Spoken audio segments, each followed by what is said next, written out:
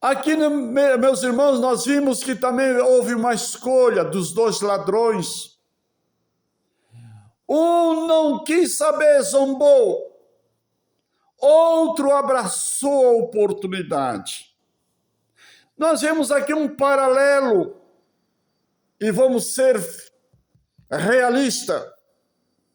Na sociedade em que nós vivemos hoje, existem dois grupos de pessoas. Um à esquerda, outro à direita. Não estou falando de ideologia política, pelo amor de Deus, não leva isso na tua cabeça, em nome de Jesus. Mas tem duas classes de pessoas.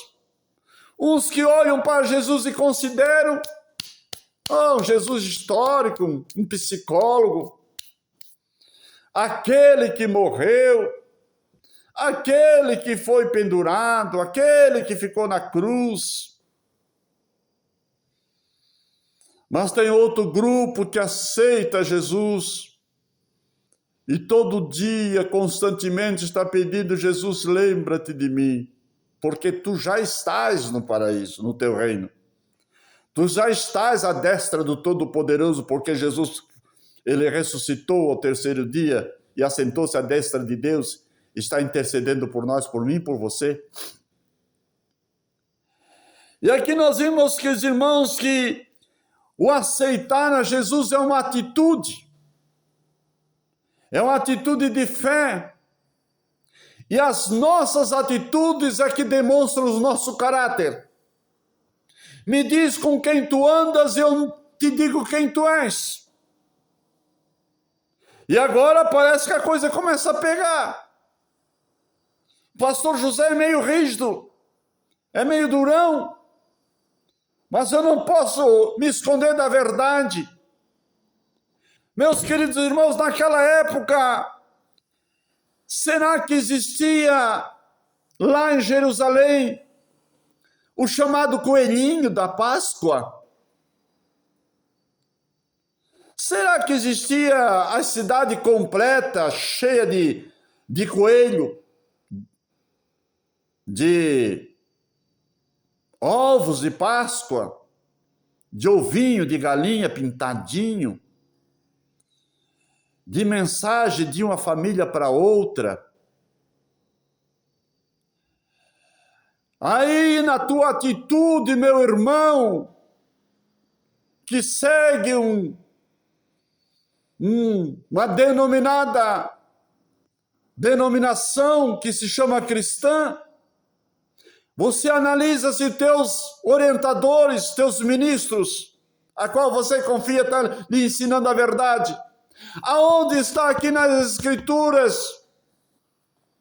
Me diga somente uma versão, um versículo, para que eu possa entender, porque até hoje não entendi.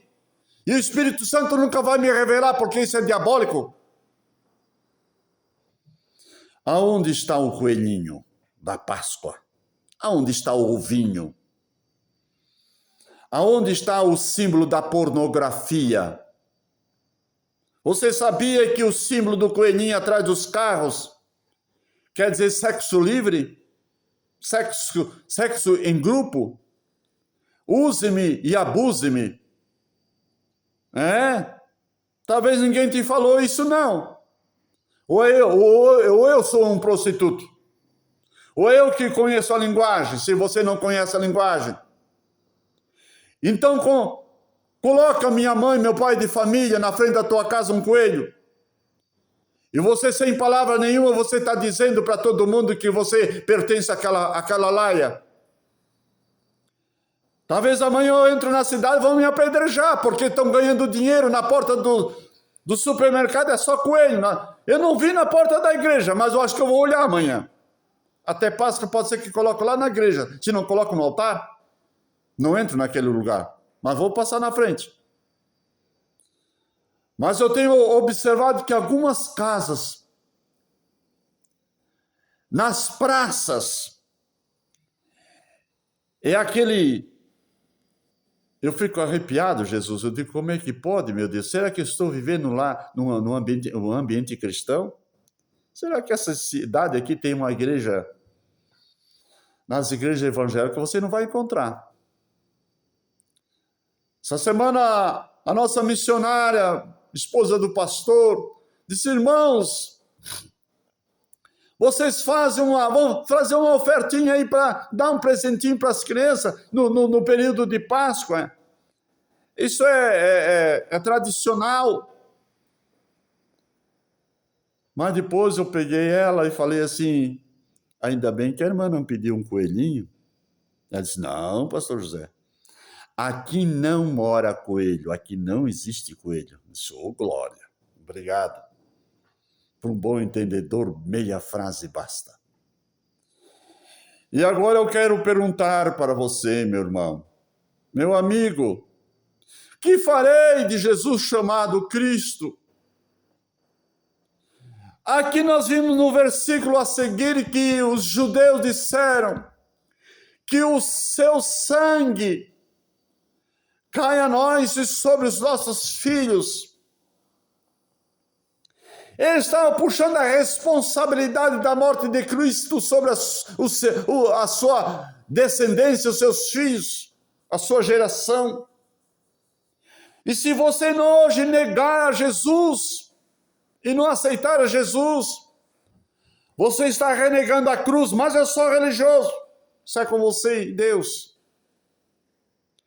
Que o seu sangue venha cair sobre nós. O que aconteceu no ano 70 para Jerusalém? Veio o general Tito de Roma e cercou Jerusalém e ficou por 6 meses e não deixou ninguém entrar, ninguém sair. E agora os judeus ficaram somente com água e secaram-se as cisternas e eles começaram a comer até os arreios dos burros, o feno que sobrava dos animais.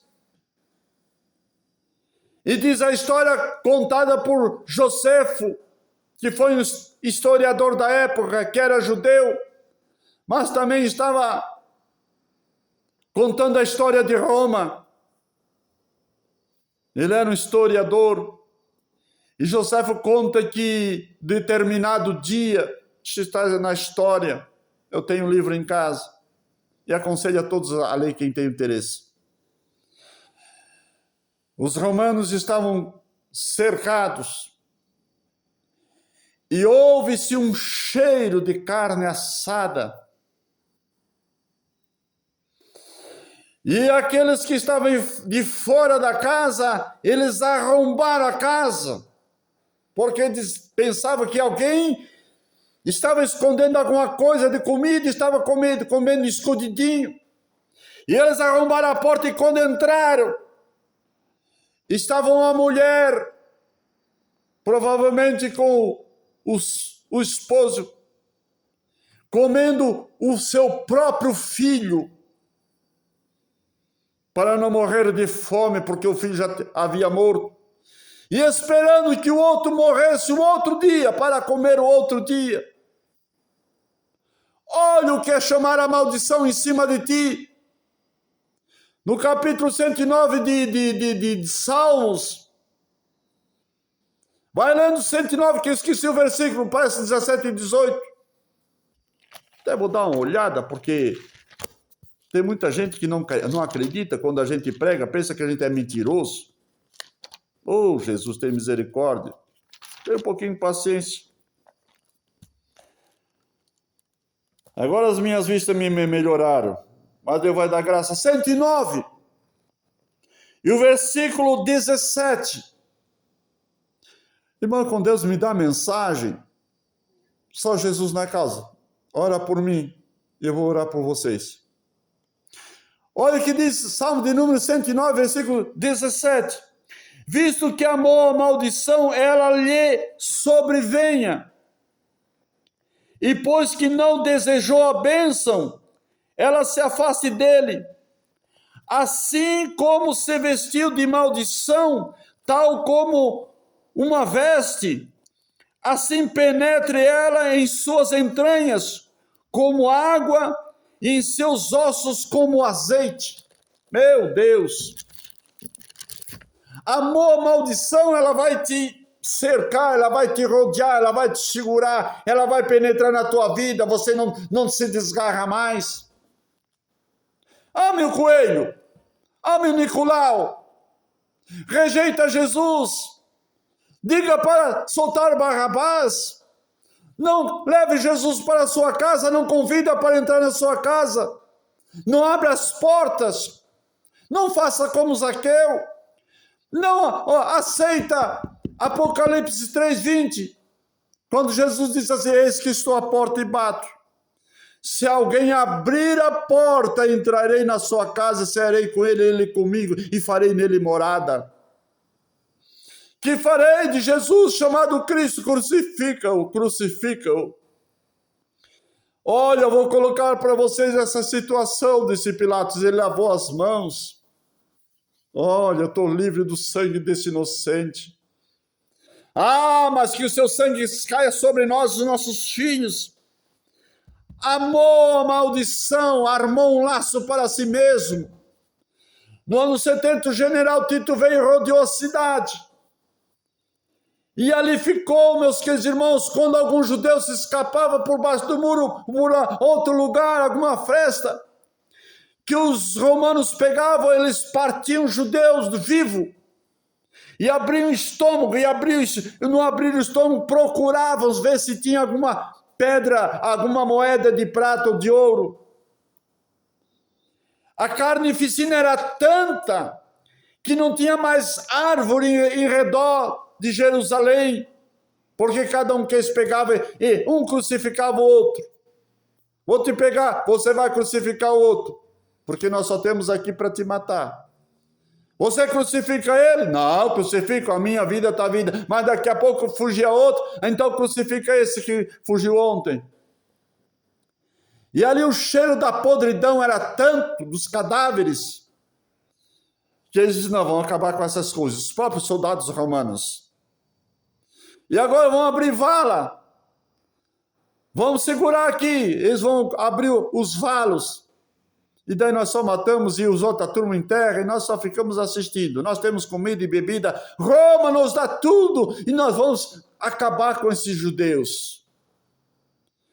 E quando eles sentiram o cheiro de carne assada, houve-se um brado, um grito, a notícia do outro lado do muro, para os romanos. E os romanos disseram, é o último momento de Israel. É a última oportunidade. Com certeza eles facilitaram para os soldados romanos entrar na fortaleza. E os soldados romanos entravam e os chefes, os centuriões romanos gritavam, não destrui o templo, não destrui o templo, guarde o templo. Por quê? Era o religioso? Não. No templo tinha tesouro, tinha a arca do concerto, o templo era forrado de ouro, o templo de Salomão, todas as riquezas de Israel vinham para o templo, como hoje vai para o Vaticano. Vocês não sabem o tesouro que tem lá? Dá para manter o mundo de tanto ouro que existe lá. Sabe de onde que veio esse ouro? De Jerusalém. E os soldados romanos matando o judeu para tudo quanto é lado, era que nem bater em rato. Vai morrendo, já estão morrendo. Um dizia, me mata, porque eu já estou morto mesmo. Mas assim mesmo sobrou 3 milhões ou 3 mil e poucos judeus e levaram para Roma, escravizados, os mais fortes, de certo, para não se levantar, não houver nenhum levante novamente. E diz a palavra de Deus que daí nessa confusão toda pegou fogo no templo. E os próprios soldados romanos tentaram apagar o fogo e não conseguiram. E aquilo incendiou tudo. E muito ouro que eles não puderam saquear por causa do fogo ficou ali derretendo. E aquele ouro penetrou-se no meio das pedras. E agora se cumpriu-se a profecia de Jesus quando entrou em Jerusalém montado num jumento. E diz a Bíblia que Jesus chorou sobre Jerusalém. E disse: Jerusalém, Jerusalém, quantas vezes, Jerusalém, eu cheguei após ti e quis ajuntar os teus filhos como galinha que junta os seus pintos debaixo das suas asas, mas tu não quiseste, Jerusalém. Ah, Jerusalém, se tu soubesse esse dia que paz te pertence, porque estava rejeitando o príncipe da paz, o conselheiro desfoge, o pai da eternidade. Jerusalém, tu não conhece, parece que está oculto aos teus olhos, mas as tuas portas serão queimadas a fogo, os teus muros serão destruídos, e não ficará aqui pedra sobre pedra, sem que tudo seja derribado. Foi a última vez que Jesus entrou em Jerusalém. E quando saiu de Jerusalém, ele saiu com uma cruz nas costas. Meu querido irmão, deixa Jesus entrar na tua casa hoje. Aceita Jesus. Não crucifique o Mestre. Não troque o Mestre por nada. Não troca Jesus por nada. Que farei de Jesus chamado Cristo? Oh, Jesus, eu já aceitei no meu coração. E quero que você aceite também Jesus no teu coração. Talvez essa seja a última mensagem que eu prego. Que Deus sabe. Mas se eu voltar a gravar novamente, um dia posso ouvir um testemunho. Como eu vi um testemunho essa semana de um irmão. Hoje ele é pastor. Ô, irmão José, se lembra de mim? Eu sou aquele menininho assim, assim, assim, que andava 4 quilômetros a pé. E o irmão nos levava em casa. Me lembro da escola dominical quando o irmão ministrava, como era gostoso. Mas, irmão José, a palavra ficou no meu coração. Eu cresci, fui para Curitiba, casei, estou na igreja. Hoje eu sou pastor. Tem outros pastores que ouviram a palavra de Deus. Hoje já estou com os meus cabelinhos brancos, mas nunca deixei Jesus. E Ele também nunca me deixou. Ele entrou na minha casa, entrou na minha vida, entrou na minha família. Os meus filhos servem a Deus de coração, são tementes a Deus. Glória a Deus, aleluia. Que Deus abençoe a todos em nome de Jesus. Eu deixo essa palavra para a tua meditação. Crê no Senhor Jesus Cristo, será salvo tu e a tua casa. Em nome de Jesus. Amém, amém.